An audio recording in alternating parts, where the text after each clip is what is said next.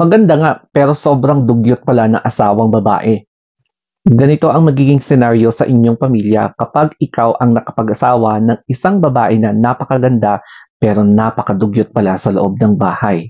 Hindi lahat, no? Pero ganito minsan ang mangyayari sa iba na mahilig sa mga trophy wife o kaya trophy husband na magaganda, mga gwapo, mga macho o kaya mga sexy para meron silang laging pampasikat sa mga friends or family. Ayon sa certain post na Anderson Perez, I'm not sure kung correct siya or accurate, isa-summarize ko na lang siya na na-meet niya itong babae na 'to na nabighani siya sa kanyang kagandahan, na sobrang sexy pa, so physically na-attract siya. So, pinakasalan niya ito, naging sila, and then nagkaroon ng family. So, nagkaroon ata sila ng anak. And then, napansin ng husband na 'to na parang siya na gumagawa ng lahat, no? Siya yung nagtatrabaho, siya yung breadwinner, and then, pati yung sa chores sa gawaing bahay, eh, mukhang siya rin, no?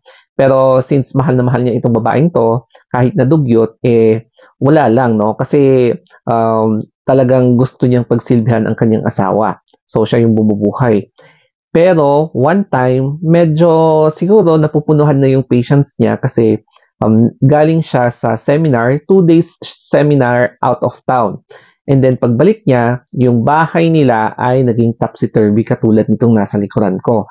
Na siya rin ang gumawa, nagligpit lahat. Talagang siya yung parang nag-general cleaning ulit sa bahay nila after 2 days na wala siya.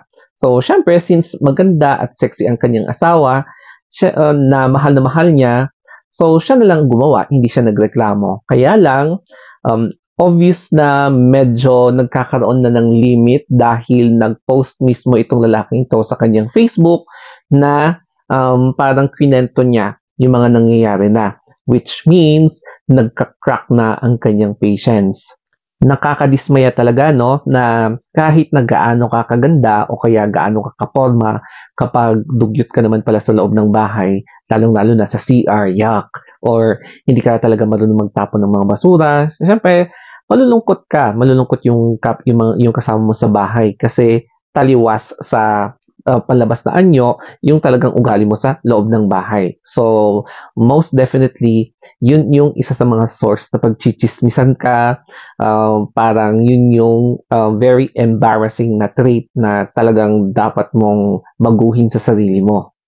Nagpapasalamat naman ako na nagkaroon ako ng or lumaki ako ng isa-isang bahay na may mga ok-ok pagdating sa mga kalinisan sa bahay. Kasi dito mo na-adapt pala na marirealize mo kapag nasa ibang bahay ka na together with other strangers sa iisang bubong na madedetermine mo kung gaano kalinis ang isang tao. So, yung mga palatandaan para sa akin is yung sa CR, kahit na gaano ka kaganda or kagwapo kapag dugyot naman yung CR, syempre dun talaga yun yung isa sa mga palatandaan.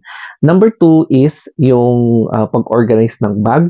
So, may mga yes, nagsasabi na kahit na gaano ka kaganda kapag medyo magulo yung loob ng bag mo, syempre, ibig sabihin, hindi, medyo burara kang tao. And especially kapag magulong-magulo talaga or burara yung kwarto mo.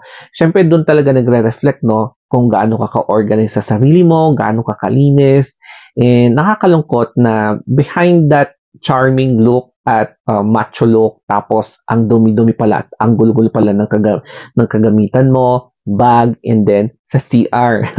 Kaya paalala lang sa mga tao na mahilig sa mga gwapo at magaganda or sexy or macho, pero hindi nila alam na ganito pala kadugyot lalo na kapag mag-asawa na sila.